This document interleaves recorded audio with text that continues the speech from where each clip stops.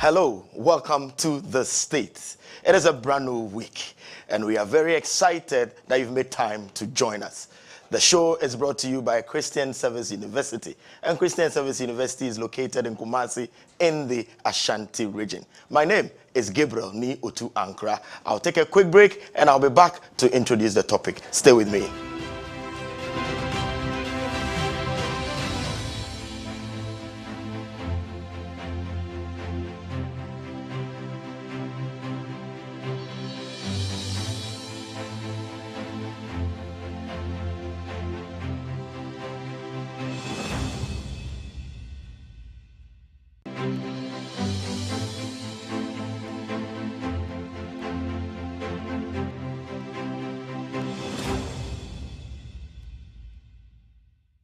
The Christian Service University, a fully chartered private university in Ghana, is inviting applications for admission. Undergraduate programs include BSc Nursing and Midwifery, Computer Science, Information Technology, Bachelor of Business Administration, BA Communication Studies, Planning and Social Development, and Theology with Administration. Postgraduate programs include MSc in Accounting and Finance, Monitoring and Evaluation, Corporate Planning and Governance. We have MA MPhil Communication Studies, MA Christian Ministry with Management, Event Management, MPhil English and Mathematics Education. With quality, faculty and state-of-the-art facilities, we blend academic work with entrepreneurial mindset in all our programs. For more information, please call 0246 275375, 0240 154825, or 0244 596603, or visit our website www.csuc.edu.gh. CSU is located at Odenaho Kwadaso on the Kumasi-Obuasi Road, 100 meters off Star Junction. Choose CSU today to secure the future of Africa. And to make him better known. That's Sorry, not sure. Wake up to a purposeful day. Get ready for a transformational morning experience. Sorena Shrine is here to build our spirituality, mental and physical well-being. Through positive, inspiring actions and stories. We bring you exciting activities and conversations that develop us as a people and as a nation. We take a look at the trending issues in Ghana and the rest of the world. And we also review the impacting stories from our local newspapers. Every morning, we bring you stories of hope, change, and renewal. We empower you through the Word of God and provoke you to live the purposeful life destined for you. Join us, Anita Kwaku, and the Reverend Ajika Vincent Agbamanya, Monday to Friday from 5:30 a.m. to 10 a.m. as we take you on an inspiring journey, live and exclusively on WTV. You may also join us on Facebook at WTV Ghana and on YouTube at Wesleyan TV Ghana. Sorry, not shrine. Wake up to a purposeful day. Sorena Shrine is brought to you by Danwell Insurance, Multi-Credit Savings and Loans, and the Methodist University Ghana.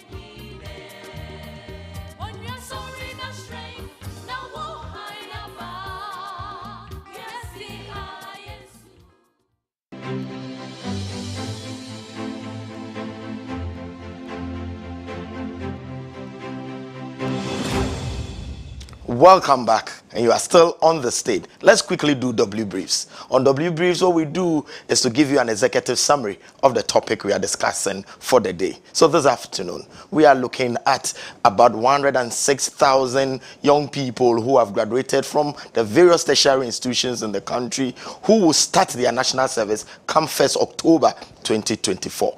So the National Service Scheme is a government-run program that requires all citizens who have completed tertiary education to undertake a one-year mandatory service to the nation. The service aims at exposing the graduates to the field of work or the place where they'll be working. It also promotes national development and unity. It gives them knowledge and skill to prepare them for the job market. But we'll ask ourselves, this program that began for over 50 years now, We'll interrogate its purpose and relevance to contemporary times in modern Ghana. I know you might have a son, a daughter, a nephew, a grandchild who has to undertake national service. Where have they been posted? Do you think it should be changed? What is the program? What is the future? So this afternoon on the state, we're interrogating the national service scheme. Is it relevant? Has it served its purpose? Be with me. I'll take a quick break, and when I'm back, you'll meet my guests.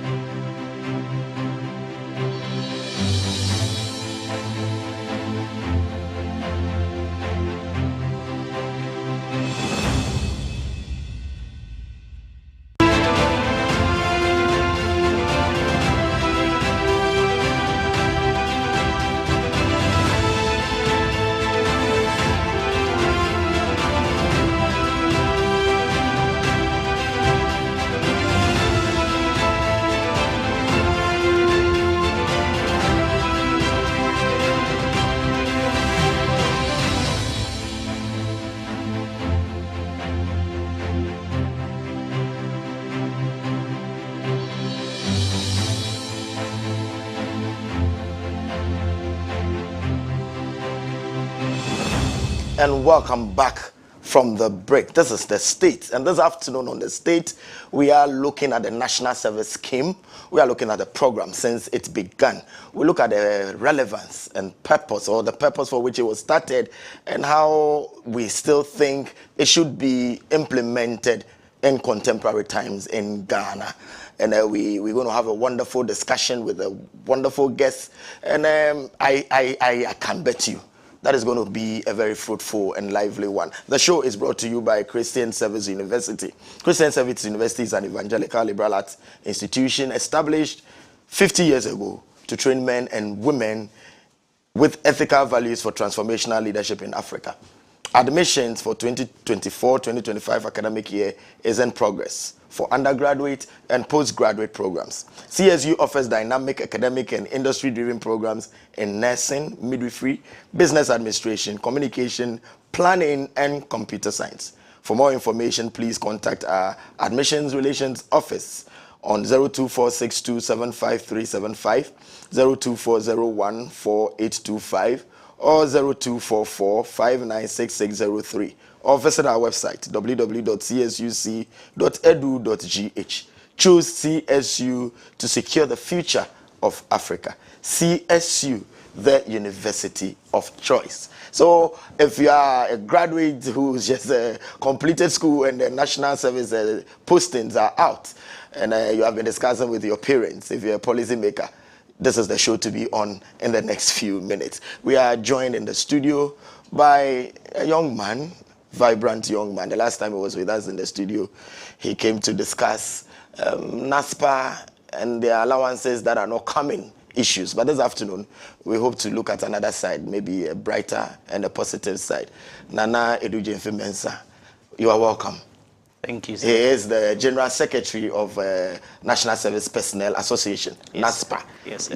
Yes. Gentlemen, you are welcome. I want to believe that your executive and your colleagues are ready, sitting by their seats to see how the conversation will go. Yes. Good afternoon to our National President, Honorable Gideon Osei, to the rest of the National Executive, to the 60 regional executives and all national service personnel across the country. a special afternoon also to the prospective national service personnel who are due for their registration starting on Thursday and their official starting of service on the 1st of October. So yes, this afternoon I greet every national service personnel. Wonderful, wonderful. I love NASPA. I just love the way. I told you I was once Northern Regional Chairman of NASPA, then President. So I know what the struggle is out there. Yeah. So what is the status now? The postings have been released. What is going on currently? When are they to start verification and registration? For now, the prospective personnel are checking their postings to know where they've been posted. Some are making calls about inquiries to where they were posted. Some are getting information about their duty at their service post and all that. Their registration, their regional verification will start this Thursday, and their official national service will start on the 1st of October. Between this period, they are making the preparations to travel to their place of postings, and so far so good. I think the past 2-3 days when the postings were out, the response has been good. Looks like we are not having lots of issues like we used to have in years past. This year everyone is almost but okay with their postings. With their postings. Yeah. Great. You said you comparatively this year looks better. Let me ask you, before I ask you how it was last year and then how you were able to measure the trend to see that this year is an improvement. What goes on in the mind of a prospective national service person? Now postings are out. What is the feeling like? What goes on in your mind? I think the feeling just like adulthood is mixed feelings. Yes, it is a new adventure in your life. Again, also, it looks a bit scary because you don't know what you are getting yourself into. You've been in school all these years, right, from the KG up until the university. A lot of them don't have any experience of work, so you don't even know how it is. And a lot of time, the advices your predecessors give to you, they are not so good. They tell you the work environment is toxic, your bosses are hostile and everything. So it's mixed feeling. In as much as you are open to adventure, there is also a spark of fear that you don't know what lies ahead of you. But I can assure every prospective national service personnel that the journey ahead is tough, but it will be exciting. They should brace themselves up for it. They really learn a lot for their professional lives. They will learn a lot for their professional. I remember when it was my turn to go, in the whole of my tertiary institution, I was put to the north. I hadn't been to Tamale before. Yeah. I didn't know anybody there. I didn't know what the place looked like. But I had to travel about 11, 12 hours with my Ghana Must Go and Portmanteau to get there, not knowing what was in store for me. So when you get to your user agency or the place you've been posted to, what should they expect? How do they settle in? For now, I'll say that if you know someone at where you have been posted, make sure that you keep in touch with the person. If you are unfortunate to also not have anyone to where you have been posted, make sure that you report there early. If it is a different district or region altogether, when you report, make sure that you go to the district assembly. They will direct you to the NSS office. A lot of time it is in the district assembly building, but very few times it is not in the building. You report to the district assembly, they will lead you to the NSS office, and your district NSS manager will take you through the registration process. Once you get to your district assembly or the NSS office, you are in safe hands. With issues of accommodation, with your livelihood, your well-being, the district NSS manager will assist you and make sure that you are well sorted and ready for work. Really, the district NSS manager. NSS manager. Yeah. It is his or her duty. Yes. To make sure that you settle in. Yeah. You know, they used to have a whole building for NSS personnel. Sometimes you get there and it's full. You can't get accommodation. Yeah, it is not like that in every district. Yes. Because the economic strength of every district, it differs. Some are well equipped to help with accommodation. A few are also not really equipped. So once you go to your NSS office, if there are accommodation or if there are provision for accommodation, your NSS district manager will make you aware. If there are not also, they will help you look for, because they have database of housings in the district. If they don't have, they will take it from the rent control of the same assembly. So yes, once you go to the NSS office, any issue that you have, make sure you speak to your NSS manager. So when you get there, any issue you have, go to your NSS manager and you'll be sorted out. So Nana, we are joined by the Director Corporate Affairs of the NSS, Mr. Armstrong Esa. Good afternoon, sir. You're on the line. Thank you very much for joining us. Yeah, good afternoon, my brother. How are you? I'm very well, and we're so excited and glad to have you on the line. I've been engaging in a conversation with the NASPA General Secretary before coming, so that he tells us the feeling. He tells the prospective persons how the feeling is when you receive your posting and you need to go and do registration. I'll come to you briefly or in a jiffy with policy issues, but I just wanted to take his pick quickly, and I'll come back to you. But Mr. General Secretary, you said that this year is better than it has been previous years. How do you mean? I think with last year and under the leadership of Honorable 𝗟𝗜𝗙𝗘, now formerly the Executive Director, now the Director General of National Service Authority, I think he's a man of vision, and always he makes sure that he betters everything that he has done. He sets the standard for himself and he tried to beat it. Last year, not to make it or not to create a scenario that last year was chaotic, but then this year is better, because last year I think the NSS Agric people, prior to their posting, they didn't know that they will be confined to only the area of Agric. So there were agitations here and there that the Agric students, all of them, they were being posted to the field to work and all that. This year the education really went, so they were aware of where they were. I'll just be with you. Let's talk to Mr. Armstrong Esa on the line. Sir, so bringing you into the conversation, we've read the notice. It's out there in the public. About 106,000 of the young people who have completed tertiary education are supposed to go through their registration, and effective 1st October they are supposed to begin their national service. This afternoon we are looking at the purpose and the relevance of a national service scheme. What is the purpose? Why national service? Why do we have to undertake national service? Maybe you tell us a brief history about national service for those who are not aware.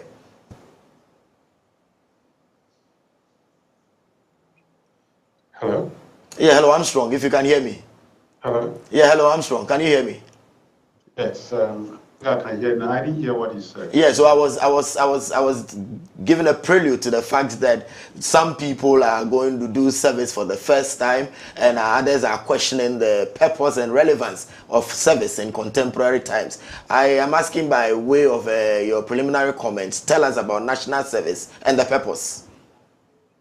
Oh, thank you so much. And once again, my greetings to all your viewers and listeners.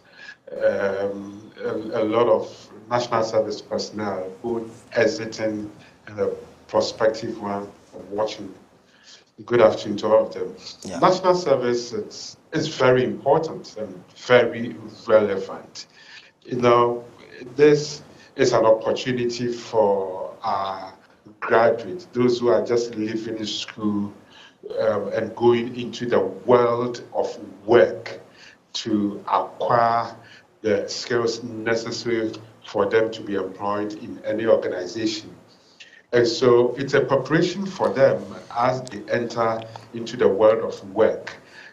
They get to familiarize themselves, acquire the experiences, acquire the skills they're supposed to get, so that they will fit properly into the world of work.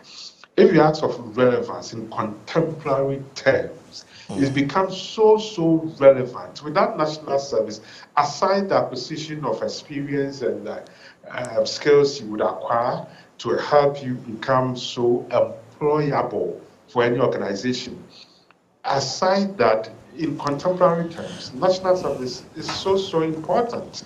Today, after your first degree, if you want to pursue your master's and you want to get scholarship from the scholarship secretariat or get funding, national service it's a prerequisite, it's a precondition for you to acquire that. I've even been told that if you are traveling outside to further your education, one document they require from you is your national service certificate. So it's so important. Without national service, you cannot occupy any public position, whether elective or by appointment. You remember what happened to our dear sister, even when she had been exempted because of her age, our dear sister Otiko, in the year 2001, when she was appointed by His Excellency President J. Kufuor to become a minister. She was asked why she did not do her service, but she was legally exempted from doing her service because of her age, because it's something that is permitted under the law. And so national service is very, very relevant in contemporary terms, very relevant for the national service personnel themselves. To undertake them. Great. So let's look at policy. So postings have been done. When you do postings, you know, some of them they are sent to, let me say, various sectors in the economy, some to health, education, local government, and even private sector. Why do you send people to areas that they didn't study? What is the policy? What is the brain behind that? I didn't go to training college. Then he said I should go and teach. Then he said I should go and do agriculture when I went to sit in the classroom to do humanities. Why do you do that? Let me answer this directly with an analysis of the data we did about 2 years ago and presented it to the University of Ghana, and they were amazed. My brother, when we are doing the postings, there are some factors we activate them, we consider them before we do the postings. First and most important is the relevance of the course you did. What course did you do? How relevant is your course to the company you are going to be posted to? We look at other factors like ISA agency requests we receive from organizations, priority government areas. But back to the relevance of their backgrounds relative to where they've been posted. I can tell you, and this is where the academia industry analysis has to be done. If you go into our system, I don't want to mention any particular course. There are some courses for which a lot of graduates have done it, a lot of courses. Some of the personnel are coming or have done a particular course far more than the number of requests we have received from all the industries in Ghana. And so when it happens, for instance, let me give an example. This is just an example I'm giving. For instance, if you look at figures for instance, English language, it's an example I'm giving, and I want us to understand it like this.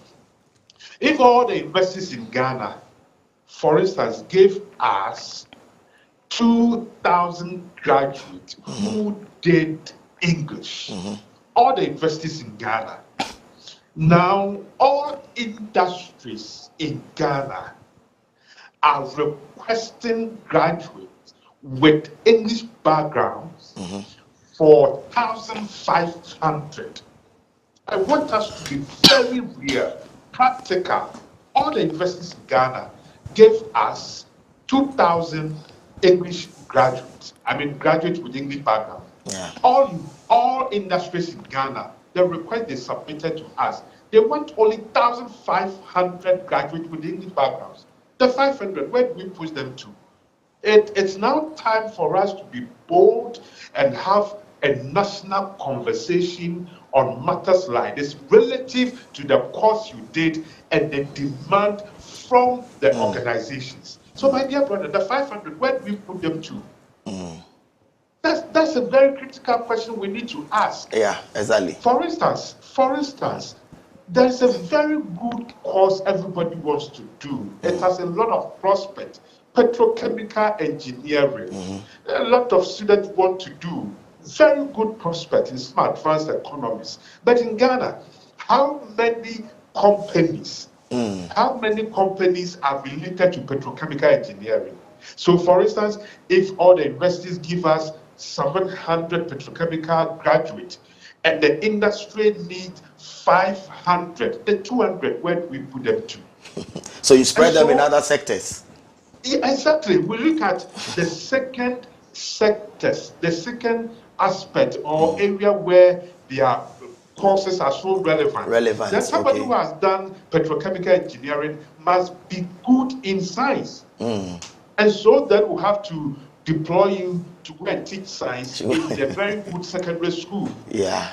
But when it happens like this, then the public will say, oh, I did petrochemical engineering, I did this course. Why are you deploying me to go to this organization? But the vacancies may not be there for all the graduates with that background. They are limited. This is the challenge we have as an authority.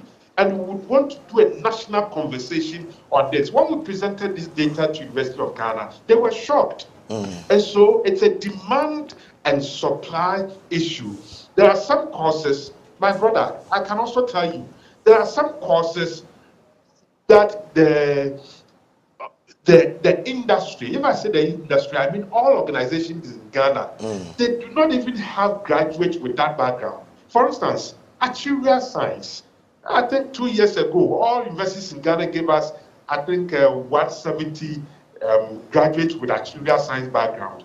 But industry needed about 400 graduates with actuarial science background. They needed all of them, but we could not supply. So that's the challenge we have. I think we will join in the conversation so that we have that national and resolve this debacle once and for all. It's a conversation we should have. Yes. Yes. So I want to ask you, Armstrong, again, the posting process. How fair is it? If you don't have political connections, you can't get the best of places. But my brother, very fair, very free and fair. I would want to plead with all Ghanaians watching and listening to you that the National Service Authority is a very sensitive national institution. We should not play politics with National Service Authority. This is an organization that brings together several thousands of Ghanaian youth with diverse culture, diverse backgrounds, with the intention or with the purpose of serving their country. We should not do politics with it. Now, we released over 106,000 Ghanaian youth, from accredited institutions. How can we know the political background of all the over 100,000 Ghanaian youth who have been deployed? That is, we want to beg the public not to do politics with this. The process has been very free, it has been very fair, with no recourse to your political color or who brought you. We can assure the public that the process is always free and fair. Great. And I'll ask you a very pungent question, but before then, do you have guru boys in the posting process at your end? Do we have what? Guru boys, the intermediaries. We don't. Because you issued a strong worded letter a few months ago that nobody should be taking money. That means people are there who take money. Oh, of course, just like you are saying, we have heard, we have seen WhatsApp groups, we have seen Facebook groups advertising that if you want to be posted to a particular organization, call this number or engage this person. Of course, we have seen those unsolicited adverts in the public space. And it is in the light of this that we issued that strong warning. I said it this morning on some other platforms that the posting does not come at a fee. And it is illegal for any prospective service personnel to pay money to influence the postings. And it is also illegal for anybody to receive money to influence posting for any prospective service personnel. Both of these people I have mentioned are guilty. And if anybody is caught giving money or receiving money in that light, that person will be dealt with according to the laws of Ghana. And so what I ask all the prospective service personnel is for a period of 1 year, embrace your service as part of your contribution of serving or of developing Ghana. We want to encourage all of them to accept their postings. And it's quite important. If you check our Facebook page, you will notice that last week we've published a story of one Pascal coming from a very wealthy family in Ankrah. He left his comfort in the year 2022, went to the deepest part of the northern region. He said, Armstrong, I wanted to step out of my comfort zones. I wanted to take adventure, to go and experience life, contribute to the development of that community. And now, when the service ended and wanted to come back, the community didn't even want to allow him. He's now a celebrated individual. And so I want to encourage our personnel, take an adventure, step out of your comfort zone. It's for a period of 1 year. Go, create things for the community and develop the community to which you'll be deployed.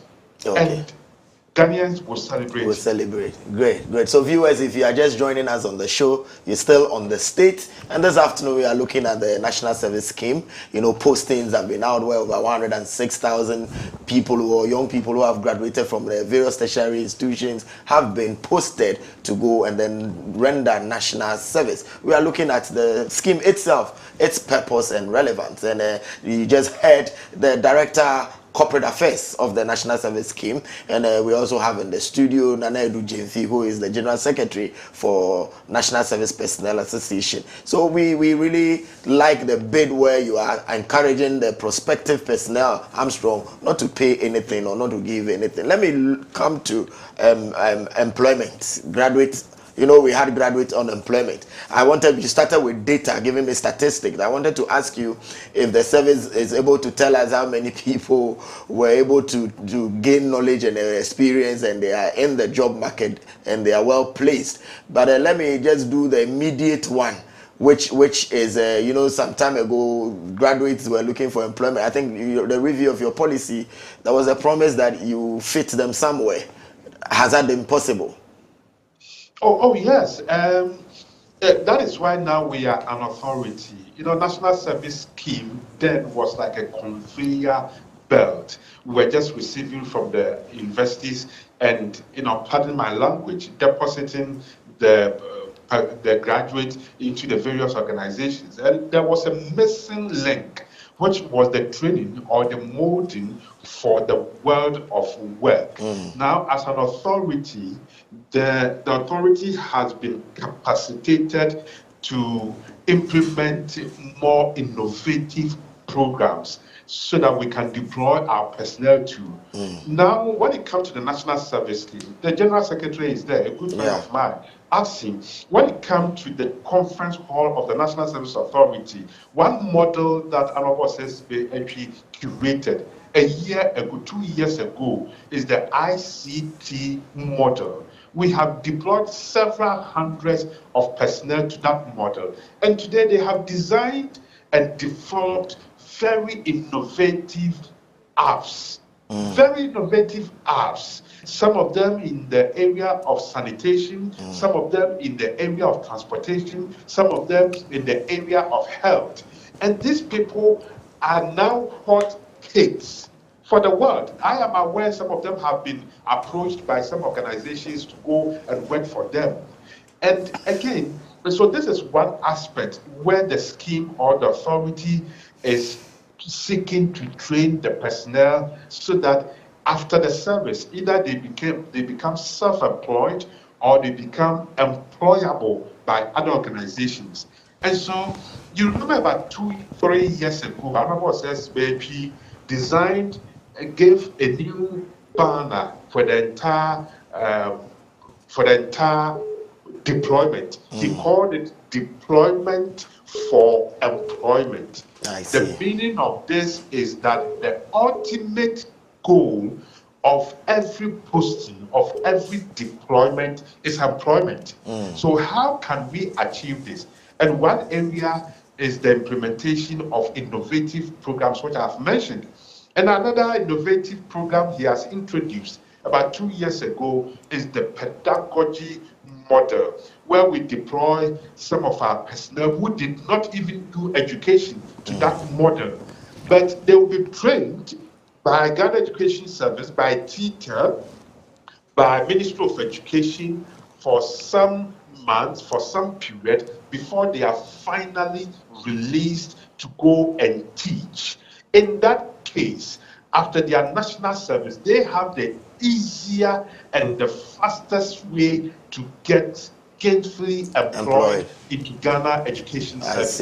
I So see. these are all innovations that Honorable 𝗟𝗓𝗓𝗓 has introduced to ensure that the graduate unemployment is reduced. It's reduced. Great. Armstrong, I'm delighted about the interventions that and the strategies that have been introduced. I know you have to rush into a meeting, but if you hang on a bit for me, let me bouquet some of the major questions before I release you. So let me ask about allowance, remuneration. You know, you need to give them. Sure. Not too long ago, some of your people threatened to go on strike because they haven't received their allowance and they were starving and they didn't have accommodation. What is the assurance? Is there a plan that this time around they are going to get their monthly allowance?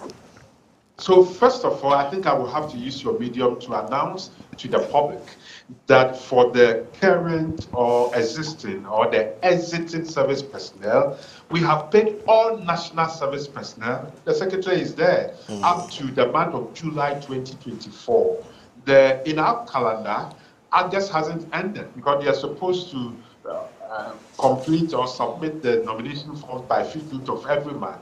But I can even assure them that the month of August has been processed, and very soon they would have the allowances, delivered onto their account. But for the prospective ones, we want to assure them that Honorable 𝗟𝗓𝗓𝗓's management, together with the Ministry of Education and the government, have done the needful, have mapped out new strategies. And we can assure that we have enough money, we have enough plans, enough money, resources to pay them promptly. So they should not be worried at all about issues of payment, about issues of allowances.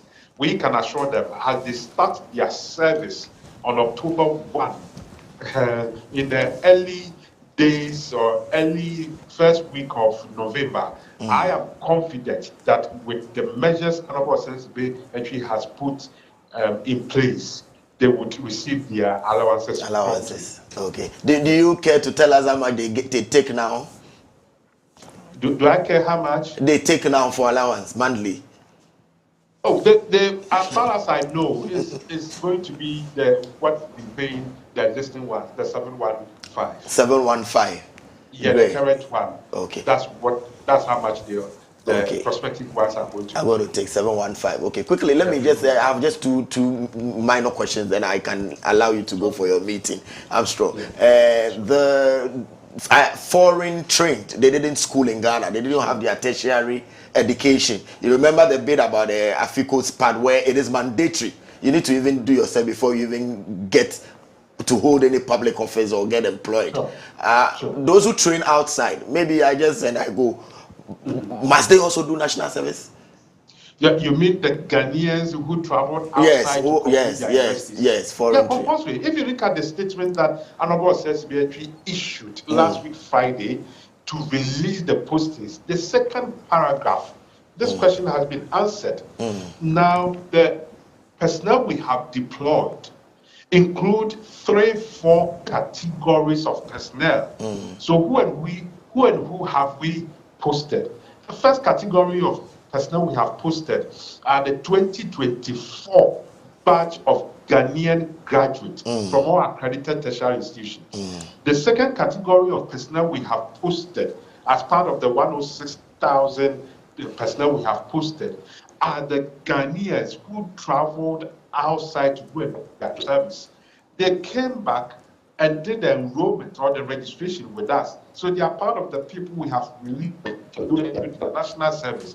The third people included in this posting are our brothers and sisters who, for some reasons, could not do their service a year ago, 2 years ago, 10 years ago, 5 years ago.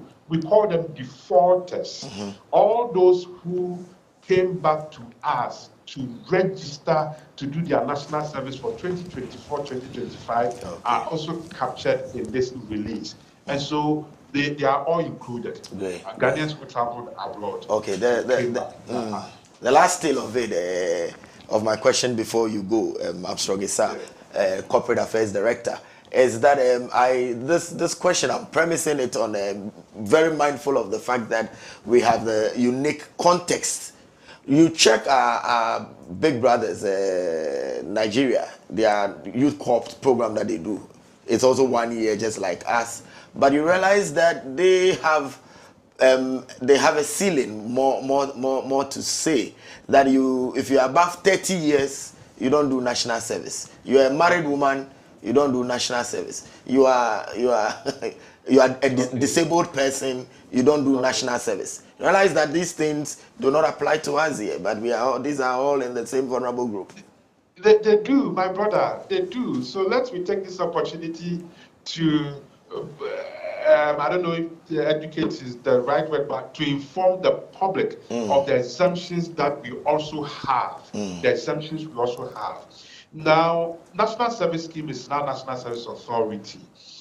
And there is an act which has established the National Service Authority, Act 1119/2024. There are about 4 explicit exemptions, similar to that of the Nigerian quoted.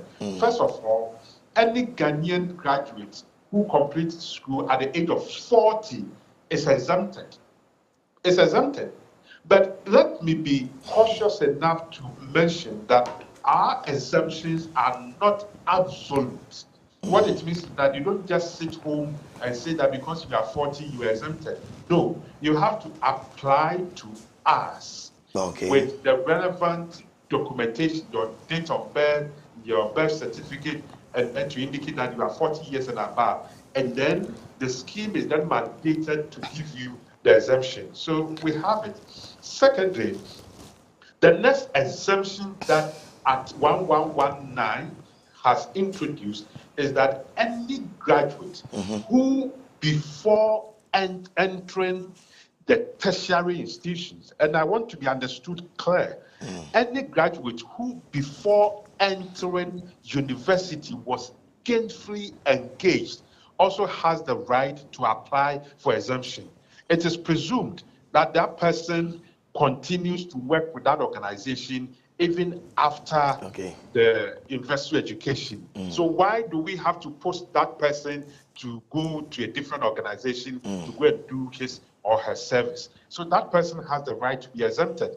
And the third category of personnel that can be exempted are our brothers and sisters with very serious health conditions. It is explicit, Article 36 of Act 1119 of the NSA Act 1119. It is there, Article 36, exemptions. It is clear. And so our brothers and sisters with acute health conditions, with disability issues, are also exempted. And so we also have those exemptions. And then the last exemption is quite discretionary. It says that the board is also mandated to grant exemption to some individuals with peculiar situations. And I am sure that in the wisdom of the technical men who drafted this act, certainly would include, pregnant men. The exemption I know, or the concession I know for pregnant women is that they can be posted to wherever they want, closer to their places of residence. That is what I know. That for pregnant women, they can be posted to anywhere they want, closer to their places of abode. Great. And that leaves us Finally, that leads us to what His Excellency, the Vice President of the Republic, said, and the public did not understand him. They did not understand him. The Vice President also proposed a very good exemption, and the public did not understand. My brother, just before I conclude, I did my service about 18 years ago, 2007. Even at the time when I was doing my service, I don't know when you did yours. A year after you. Okay, when you were filling your forms, you notice that you're supposed to indicate on your registration forms whether you are a worker, a full-time employee or part-time employee. Do you know the rationale for that aspect of the registration? So that when you finish school, the authority would post you to where you are working. I see. But His Excellency, and so this is an exemption in disguise, and it's been operationalized. It's lived with us all these years. But His Excellency, the President of the Republic, is saying is that but if the people are working, they have indicated they are working. Why then do you still post them to go and do service in the companies they are working for? In that case, he's proposing that for such categories of graduates who are already working, they have indicated that they are working with this company, those people should also have the right to be exempted from service.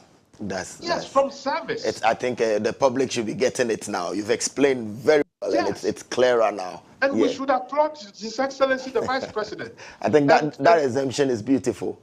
Yes, I tell you, because you know the Vice President, His Excellency, is the only Vice President from the Fourth Republic who has consciously paid a working visit to National Service Scheme, then National Service Scheme, to understudy the operations, the workings of the National Service. When he came, he said, 𝗟𝗜𝗩𝗘 MP, His Excellency President Nado Dankwa has tasked me to come here, hold discussions with you, and see how we can implement innovative programs to reduce the graduate unemployment. Armstrong, now I want to release you to go to your meeting. So when you go, you tell your directors that you were talking more. I want you to go for your meeting. But it's been very insightful. So thank you so much for this conversation. And we also want to thank you very much for making time to join us. I'm sure with time we'll get the opportunity to interact more and then bring to the attention of the public what they really need to understand about national service and being patriotic and then volunteering. We once again thank you, Armstrong. It's our Director, Public or Corporate Affairs of the National Service Scheme. Thank you once again, my brother. So the Ghana Revenue Authority wants everyone to, especially this coming from the Domestic Tax Revenue Division, that there is data cleansing exercise. So it announces for the information of the general public and taxpayers, that is self-employed and companies, that it is embarking on a nationwide data cleansing exercise to update registration data and ledger balance of all taxpayers. This is to ensure that taxpayer records are up to date. GRA officers have therefore been officially assigned to both corporate and individual taxpayers to obtain the needed information. The public is therefore informed that the exercise is entirely free. The exercise is free, and no officer of GRA will request any payment before, during, and after the exercise. Officers of GRA can be identified by their GRA identity card, name, area office, taxpayer service center. Officers who contact taxpayers by phone will also identify themselves by their name, their tax service center, and area office. Taxpayers in doubt can also verify the identity of officers by calling the toll-free number 0800 900 110. The GRA can be reached by email or on gra.gov.gh, by WhatsApp on 0552 990 000 and 0200 664. You can also call toll-free number 0800 900 110 or visit the nearest taxpayer service center for further clarification. And this is under the signature of the Commissioner General. www.gra.gov.gh. Contact them for the clarifications. GRA, our taxes, our future. So please take note of the data cleansing exercise going. I'll take a quick break and I'll be back with the General Secretary in the studio. Stay with me.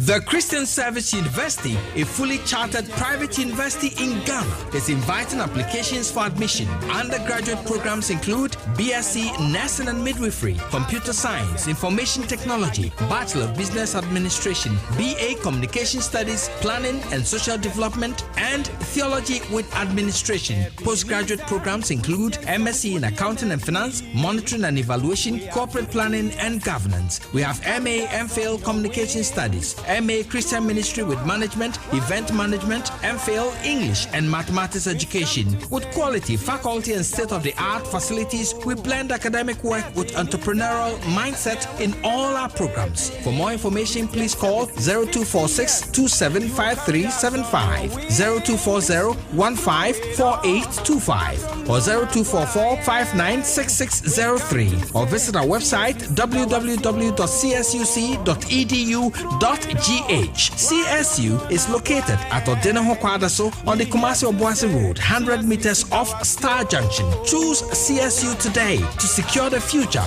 of Africa. And to make him better known. That's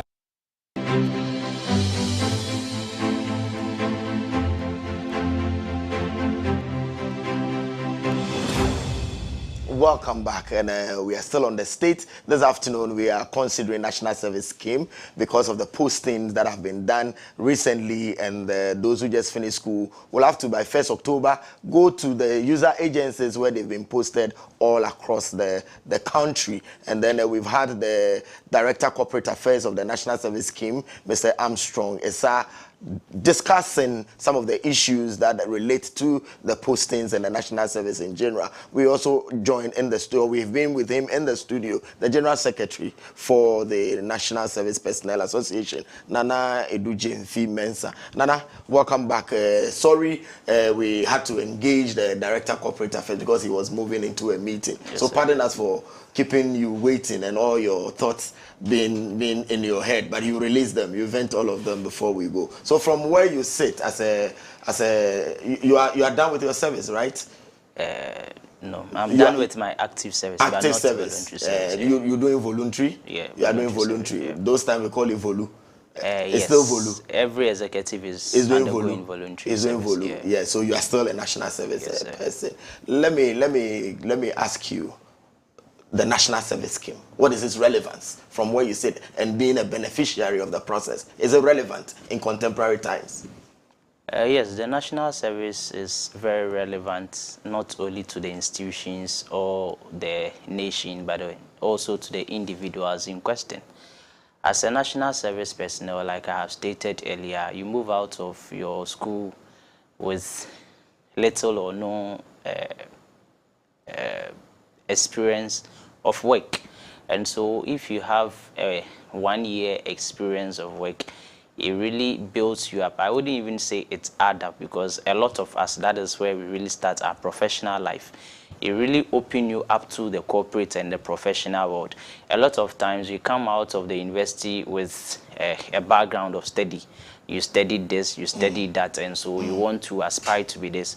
But then you get into the real world and you realize that, no, instead of this, I should rather do that instead. So it helps a lot of people with their further studies. I think where you end up as a national service personnel has a lot to do with who you end up to be as a professional, because it really opens you up. You really see world different. You don't see the world from your classroom. You see the world from the world. And so it really helps us in the area of apprenticeship. Again, also, it instills into national service personnel the sense of patriotism. Yeah. The youth anthem even says that the nation demands your devotion. Synonyms for devotion, for demand is call, or you can also say demand. So that means it is not an instance where you have to give. It is an instance where the nation is demanding, whether you are ready or not. And so as every adult, or as a Ghanaian adult, having the chance to be instilled in you the sense of patriotism is important. It also helps you in all your dealings. It makes you understand that you don't live only for yourself, but you also live for your country. And so you have the right and the duty to be a responsible adult. The last one, I think, it also increases the productivity of these institutions. If you have a regular staff of, let's say, 15, and you have national service personnel of 5, that means you have a total enrollment of 20. The work or the productivity that 15 people can give you wouldn't be the same as that of 20 people or more.